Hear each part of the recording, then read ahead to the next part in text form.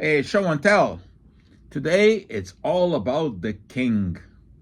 I remember very well August 16, 1977. I was driving along Fleet Road in Montreal when I heard the news on the radio that the king, Elvis, had died. I went right through a stop sign and there was a police car not far behind me. I got stopped and got a ticket.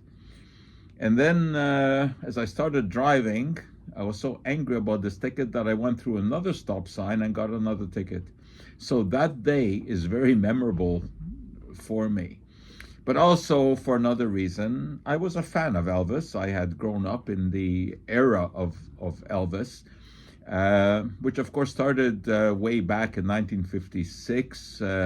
He rose to fame on the Ed Sullivan Show, although he had some popularity even before that.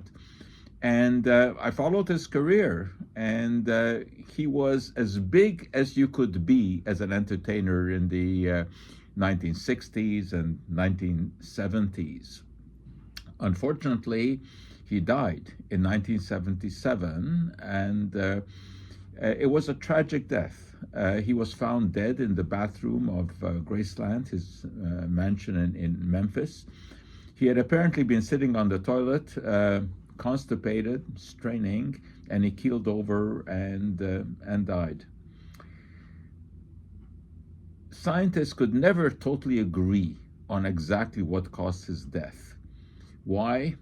Because by the time he died, he had become a very large shadow of his former self. He was grossly overweight, and he had been taking all kinds of medications that were prescribed to him by his personal physician.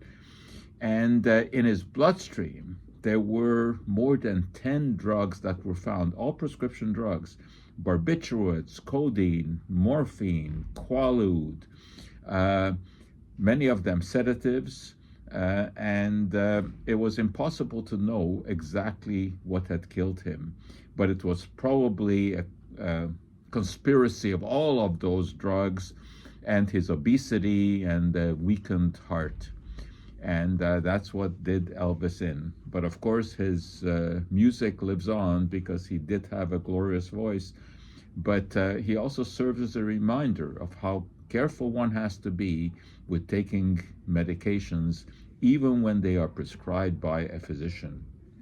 And that for today is our show and tell.